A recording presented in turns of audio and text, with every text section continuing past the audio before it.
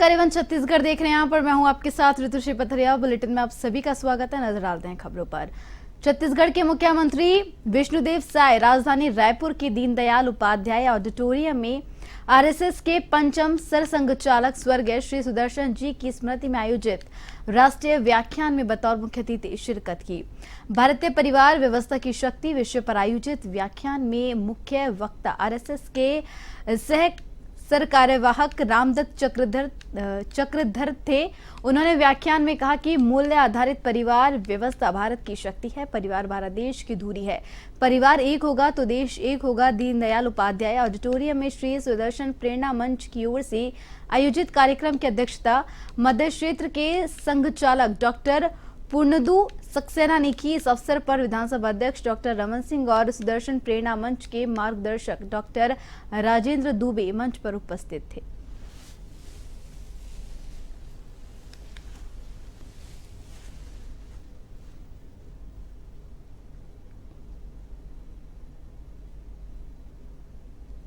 रायपुर में सरसंघचालक के एस सुदर्शन की स्मृति में आयोजित कार्यक्रम में मुख्यमंत्री विष्णुदेव साय ने कहा कि पूज्य सुदर्शन जी का जन्म छत्तीसगढ़ में हुआ था। उन्होंने छत्तीसगढ़ में अपनी देह भी त्यागी। वह एक इंजीनियर थे। उन्होंने हमेशा देश के लिए सोचा, देश के लिए जिया। उनकी स्मृति में कार्यक्रम आयोजित किया गया। सिलगेर इलाके में नक्सलियों की ओर से आईईडी ब्लास्ट में 2 जवान शहीद हुए। इसे लेकर सीएम बोले कि 2 जवान शहीद हुए हैं, जिसमें एक ड्राइवर एक जवान है। यह नक्सलियों की कायराना हरकत है, इसकी हम निंदा करते हैं।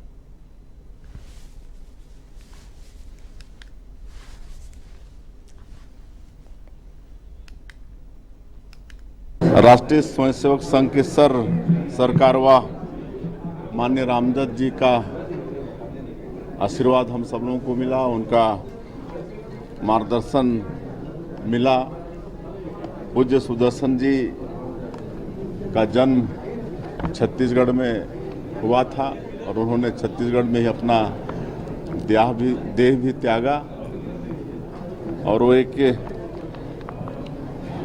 इंजीनियर थे और उन्होंने हमेशा देश के लिए सोचा, देश के लिए जिया। तो उनकी स्मृति में आज एक कार्यक्रम आयोजित था और पूज्य श्री रामदत्त जी द्वारा परिवार को कैसे सहेज के रखा जाए, परिवार को कैसे बचाया जाए, उस पर बहुत ही उपयोगी उनका व्याख्यान था। छत्तीसगढ़ में वीरांगना रानी दुर्गावती का बलिदान दिवस आस्था के साथ मनाया गया। रायपुर में केनाल लिंक रोड पर हुए मुख्य समारोह में मुख्यमंत्री विष्णुदेव साय ने रानी दुर्गावती की प्रतिमा पर माल्यार्पण कर उन्हें नमन किया। इस मौके पर कृषि मंत्री रामविचार नेताम और वन मंत्री केदार कश्यप भी मौजूद रहे। कार्यक्रम के दौरान सीएम साय ने कहा कि रानी दुर्गावती नारी शक्ति की प्रतीक थी और उन्होंने मुगलों का डट कर मुकाबला किया। ये हम सभी के लिए गौरव का विषय है कि वो जनजातीय समाज से थी।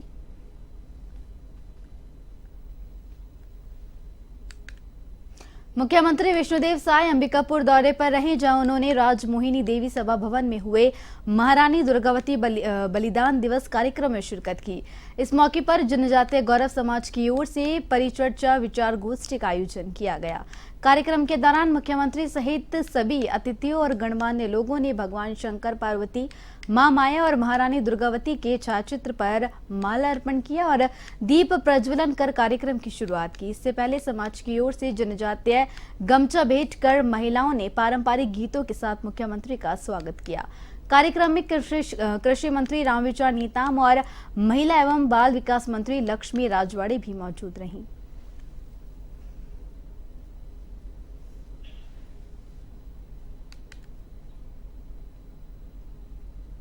महारानी दुर्गावती के बलिदान दिवस पर आयोजित विचार गोष्ठी में मुख्यमंत्री विष्णुदेव साय ने स्वच्छता दीदियों के साथ पत्तों में बनी पतरी और दोनी में भोजन किया। जनजाति गौरव समाज की दीदियों ने मुख्यमंत्री को भोजन परोसा। इस मौके पर कृषि मंत्री रामविचार नेताम और महिला एवं बाल विकास मंत्री लक्ष्मी राजवाड़े ने भी स्वच्छता दीदियों के साथ भोजन किया। साथ ही स्वच्छता दीदियों की सुविधा के लिए सभी 20 SLRM सेंटरों में वाटर कूलर लगाने के निर्देश दिए गए। मुख्यमंत्री ने स्वच्छता दीदियों को स्वच्छता किट भी वितरित किए। मुख्यमंत्री ने गौड़ समाज के आवेदन पर सामुदायिक भवन के लिए 50 लाख रुपए की स्वीकृति भी दी।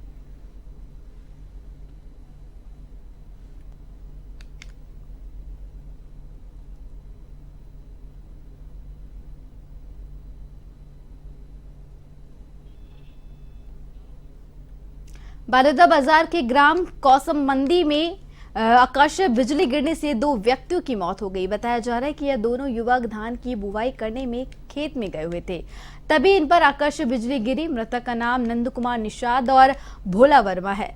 थाना पलारी पुलिस की ओर से पंचनामा कर शव परिजनों को सौंप दिया।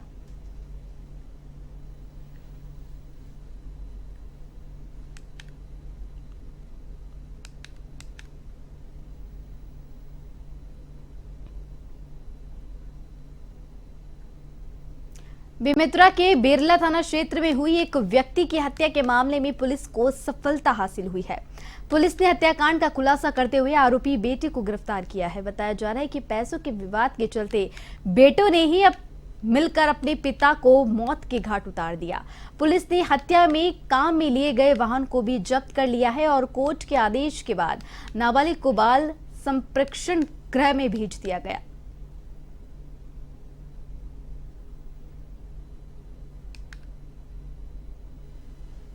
शिवनाथ नदी के किनारे में सिवार गांव में एक नाले में बॉडी थोड़ा डिकम्पोज स्थिति में हम लोग को मिली, जिसमें चोट के निशान स्पष्ट रूप से दिख रहे थे, जिससे हत्या का मामला ही मान करके पूरी जांच की जा रही थी। पुलिस अधीक्षक महोदय के द्वारा भी घटनास्थल का निरीक्षण किया गया। स्पेशल टीम और पूरी टीम के द्वारा इसमें मेहनत की जा रही थी। सीसीटीवी फुटेज, टावर डंप और सीडीआर को खंगाला जा रहा था, जिससे बाद में स्पष्ट रूप से हम लोगों को पता चला कि उसका जो बेटा है, बड़ा बेटा, वही 17 तारीख को रात को झगड़े के दौरान कुल्हाड़ी से मारकर और गला दबा करके उसका हत्या किया है। साथ ही उस कुल्हाड़ी को अपने बाड़ी के पीछे फेंक दिया है। दुर्ग के गिरधारी नगर में किसी अज्ञात व्यक्ति ने गाय का कटा हुआ सर सड़क पर फेंक दिया। इस हरकत का जब बजरंग दल को पता चला तो तत्काल हजारों की संख्या में बजरंगी एकत्रित हो गए और गाय के कटे हुए सर को लेकर दुर्ग के पटेल चौक पहुंचे, जहां बजरंगियों ने चक्का जाम कर घटना की कड़ी निंदा की। आक्रोशित बजरंगियों ने एकजुट होकर सिटी कोतवाली थाने का भी घेराव किया और सड़क से लेकर थाने तक हजारों बजरंग दलों ने प्रदर्शन करते रहे, जिससे सड़कों पर जाम की स्थिति पैदा हो गई। आक्रोशित बजरंग दल के लोगों को नियंत्रित करने में पुलिस ने लाठीचार्ज शुरू कर दिया।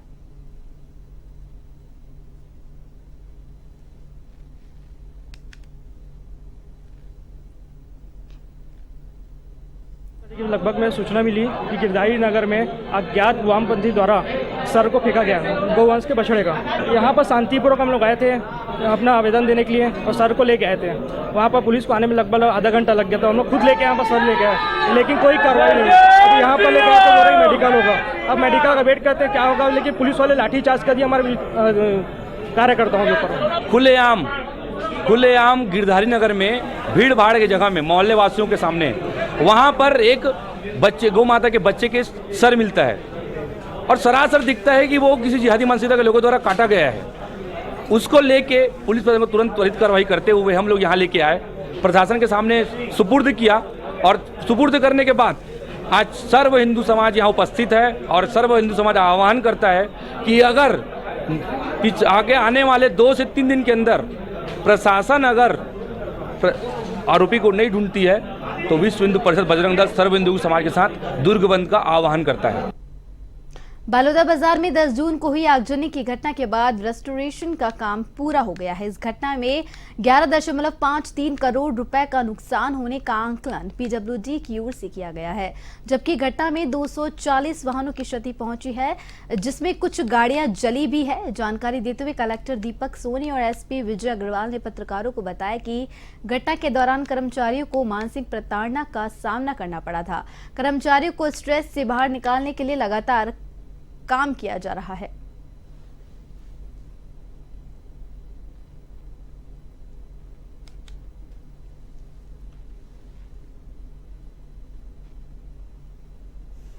पिछले 10-11 दिनों में जो यहाँ पे कार्रवाई की है उसके बारे में ब्यौरा आपके सामने दिया है और साथ ही ये आज हमारा जिला कार्यालय जहाँ हम बैठे हैं इसका रजिस्ट्रेशन का कार्य कंप्लीट हो गया है और इसमें हमारे यहाँ से 3-4 हमने समितियां बनाई कि त्वरित कार्रवाई करते हुए माननीय मुख्यमंत्री जी के निर्देश अनुसार त्वरित कार्रवाई हमारा सबसे प्रथम हमारा कार्य था, जिसमें कि पीड़ितों के लिए जो है पीड़ित सहायता एक समिति बनाई गई जिसमें सीओ जिला पंचायत हेड कर रहे थे।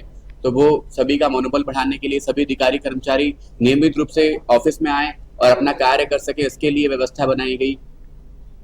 विगत दिनों बालोदा बाजार में हुई घटना में संयुक्त जिला कार्यालय को काफी क्षति पहुंची थी। इस क्षति को पूर्ण करते हुए सोमवार को रेस्टोरेशन कार्य जो है पूरा हो गया है। संयुक्त जिला कार्यालय का भवन अब अपने पुराने स्वरूप में लौट आया है। मुख्यमंत्री विष्णुदेव साय के निर्देशन पर कलेक्टर दीपक सोनी ने व्यापक रणनीति बनाकर इस कार्य को अंजाम दिया है। रेस्टोरेशन कार्य के तहत निर्माण कार्य, पैराफिट जली हुई एपीसी बोर्ड को हटाना, नया रेलिंग लगाना, पुट्टी के संग रंग रोगन, सीसीटीवी, ब्रांड बेड, कांच बदलना, एसी, पंखे लगाना, लाइटिंग जैसे अन्य महत्वपूर्ण कार्य किए गए हैं।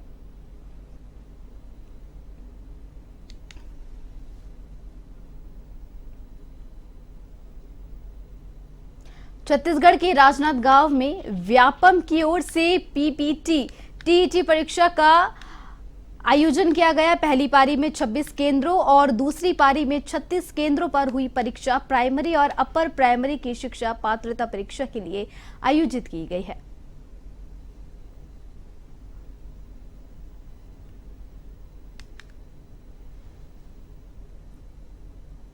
हमारे महाविद्यालय को समन्वय केंद्र बनाया गया है। जिले भर में 4 जो सेंटर है पीपीटी का एग्ज़ाम हो रहा है 9 से 12 बजे तक के, और उसके पश्चात टीटी एग्ज़ाम है जो 2 शिफ्ट में है, सुबह 10 से 12:15 है और शाम को 2 से आगे तक के चलेगा। जीटेट का था प्राथमिक स्तर वाला, तो बहुत ही अच्छा गया एग्ज़ाम और इतने ज़्यादा टफ क्वेश्चन नहीं आते, सरल क्वेश्चन पूछा जाता सब। Total 150 question. सीटेट का एग्ज़ाम बहुत ही अच्छा गया और इसमें क्वेश्चन जो है बहुत इजी आसान पूछे गए थे, और इसमें गणित भी जो था कि सोचते हैं कि बहुत मतलब जटिल आएगा, उतना जटिल नहीं था, इजी था। शिक्षक पात्रता परीक्षा था, 2 प्राइमरी और अपर प्राइमरी के लिए आयोजित हुआ था व्यावसायिक शिक्षा मंडल के द्वारा।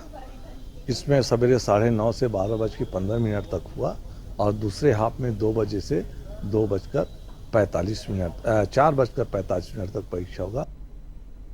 Lion club of international Durg city की कमान सुमन पांडे को सौंपी गई है। लायंस क्लब ऑफ इंटरनेशनल है जिसका उदय 7 जून 1917 को हुआ था। ऐसे अंतर्राष्ट्रीय संगठन की 2024-25 के लिए चुनी गई अध्यक्ष सुमन पांडे को आने वाले 26 जून को एक कार्यक्रम में विशिष्ट अतिथियों के बीच शपथ ग्रहण करवाई जाएगी।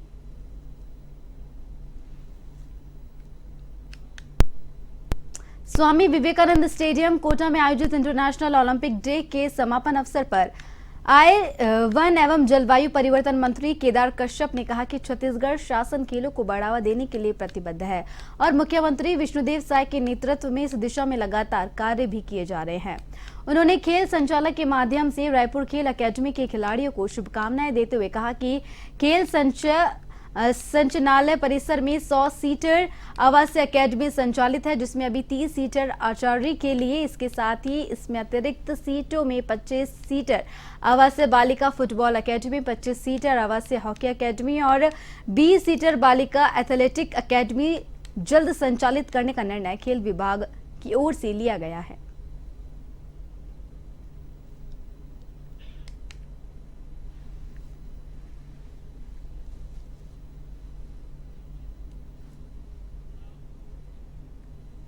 और वहीं मुख्यमंत्री विष्णुदेव साय ने सरगुजा राज परिवार के सदस्य स्वर्गीय इंदिरा सिंह के निधन पर उनके दशगात्र कार्यक्रम में शामिल हुए। यहां उन्होंने स्वर्गीय इंदिरा सिंह के छायाचित्र पर पुष्प अर्पित कर उन्हें श्रद्धांजलि दी। मुख्यमंत्री के साथ पूर्व उप मुख्यमंत्री टीएस सिंहदेव ने सरगुजा राज परिवार के शोकाकुल सदस्यों से मुलाकात की और अपनी शोक संवेदना जताई। सीएम के साथ कृषि मंत्री रामविचार नेताम और महिला एवं बाल विकास मंत्री लक्ष्मी राजवाड़े ने भी स्वर्गीय इंदिरा सिंह को पुष्पांजलि अर्पित की।